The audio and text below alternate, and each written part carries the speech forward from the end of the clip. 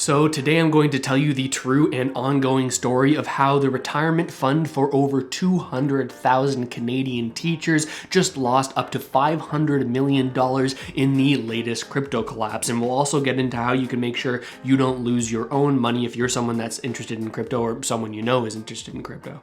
First things first, we need to know who's involved in this story, and there are two main characters. The first one is the Ontario Teachers Pension Plan, one of the largest pension plans in the entire world. We can see here in this chart of the top 100 pension funds in Canada, if we scroll in here to number one so you can see it a little bit more clearly, here in first place we have the Ontario Teachers Pension Plan, and this is the amount that they have under control in their pension plan, but it's not in dollars, this is in millions of dollars, so this number is actually, as of 2021, their total assets that they're managing on behalf of these teachers is $238 billion, almost $239 billion.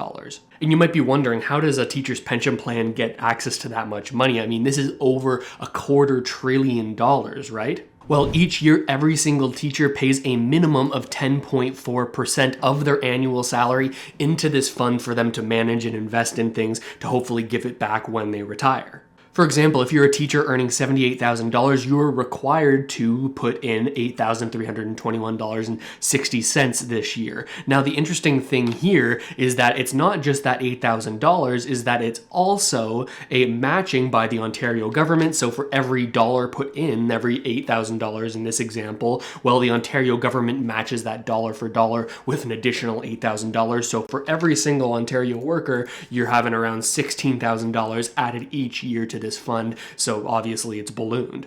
And unfortunately, in the past 24 hours, a lot of this money has been lost, and we're going to get into those details right now. So this pension plan invests the money in a bunch of different things. Here you can see the breakdown of what they invest in, a bunch of different things. Public equity, that's stocks that you can buy on the market. Private equity, investing in businesses that haven't yet gone onto the market, as well as bonds, and we see real estate here, commodities. They're investing in everything, but our conversation revolves around one of two areas. It's either inside of the private equity or the innovation fund, because there's a special fund that allows this pension fund to invest in more risky things. Inside of this teacher's pension plan, there's actually a teacher's venture growth fund, which works a little bit like a venture capital fund. For those who aren't familiar, these venture capital funds raise a bunch of money from wealthy investors and go try to invest it in early stage startups. A lot of the time these businesses will fail, but then the ones that do well will grow significantly and people get their money back. It's kind of like a riskier early investment strategy. So that's what this teacher's venture fund set out to do. And you can see some of their portfolio companies, the ones that they invested in here. You can see Canva. I use that to make my thumbnails. We've got Epic Games, right? They're the makers of Fortnite alongside many other games. They're a publishing studio. We've even got SpaceX down here, Elon Musk's SpaceX. But our next character in the story is right here in the middle, and that is FTX, one of the largest crypto exchanges in the entire world, right? In this graphic, you can see that the Ontario Teachers Pension Plan actually invested twice in FTX, this extremely large crypto exchange. Once in this first round, which was a raise of $420,690,000, or the meme number 42069. Ontario Teachers Plan invested in that, as well as the extension of this, which was an additional $400 million in total from all of these investors. Now, since around April of this year, crypto markets haven't been doing that great. They've been heavily impacted by the effects of the central banks raising interest rates and trying to fight off inflation. These raising interest rates make people feel more poor, sell off their riskiest assets. But despite all of this volatility, the swings up and down, it seems that the Ontario Pension Plan stood by FTX. Let me show you what I'm talking about. In this article, the CEO of the Ontario Teachers Pension Plan was asked about this FTX investment in light of the crypto market volatility, and to that question he responded, in terms of the risk profile of FTX, it is probably the lowest risk profile you can have, in that it's everybody else that's trading on your platform. Again, this was said by Joe Taylor, the CEO, and he said that the business is performing well, but he did not comment on the size of the pension plan's investment or the equity stake. We'll get back into some speculation on that in a second. But it seems that he spoke too soon, especially given the past 24 hours, where we've seen a total collapse of FTX with a bank run on FTX, along with some potentially less than legal practices and use of customer funds. But how did this bank run happen? Well, it's a little bit complex, but here's the gist of it. So here we have FTX, the exchange that everyone thought was very successful and was doing well. So successful, in fact, fact that they started a secondary company called Alameda Research, which was trying to trade in the market based off of their research in crypto. But FTX assured everybody that, hey, we just gave them money to start up their own thing, but there's no commingling of funds. We're two separate entities. Alameda Research took this money and the crypto tokens that the FTX gave it and went out into the market trying to trade and make money. But they didn't just use those tokens and buy and sell them to try to make money.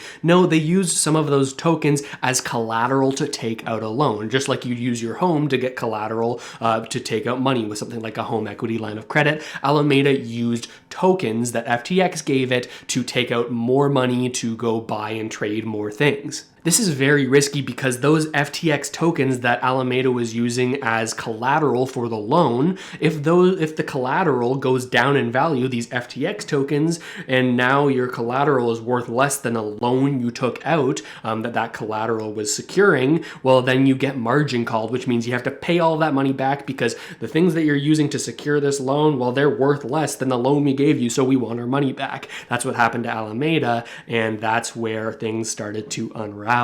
It turns out that even though FTX said these were two separate entities, FTX was allegedly using user funds and giving them to Alameda Capital or Alameda Research to go and invest with instead of keeping the user funds secured inside of FTX. When people realized this, they started going to FTX and saying, hey, where's my money? Alameda Research is going under because they're getting margin called, having to pay back all this money because their collateral is worthless. Where's my money? I want my money. They were all asking FTX for their money. At that point, FTX said, hey, no, we can't process all of these claims because they just didn't have the money. They had given all this money to Alameda. They got margin called, had to pay all that money back. So FTX doesn't have the money to give the money back to its users because it used that money, right? Are you following along here? That means it's super likely that whatever investment was made by the Ontario Teacher Pension Plans is now worth zero because all of the money that FTX currently has would likely be used to pay back affected retail users, the average users who are using the platform who are looking for their money. So was the CEO of the Ontario Teachers Pension Plan wrong to say that this was a very low risk profile investment? Well, yes and no, because this business should technically be a money printer as long as you keep all of your customers' funds in reserves ready to pay it back to them.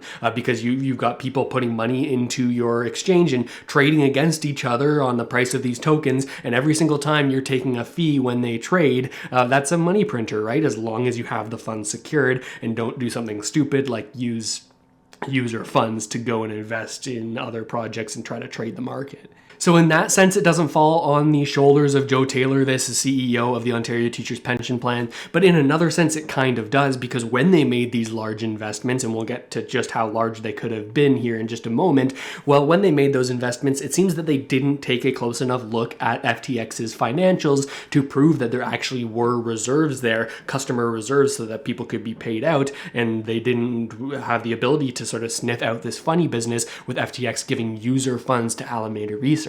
So how much did the Teachers Pension Plan actually lose here? Well, you might remember that I mentioned up to $500 million. This is where I'm getting the number from here. It says, and this is in the sort of venture wing of the Ontario Teachers Pension Plan, saying that they have an initial direct investment of $50 to $250 million. So on the low end, because remember they invested twice here, that would be $100 million lost. And on the high end of the range is $500 million. Of course, two investments of $250 million. But to this point, the CEO hasn't confirmed how much was lost in this FTX blowup. So surely this was a mistake, but in the eyes of the Ontario's Teachers Pension Plan, even in a worst case scenario where it was $500 million lost, when you're managing almost $250 billion, $250 billion, losing $500 million isn't the end of the world. It's a lot of money, but in comparison, not too bad, I guess. But what lessons can you take from this if you or someone you know holds crypto? How can you make sure you don't lose your money? Should you just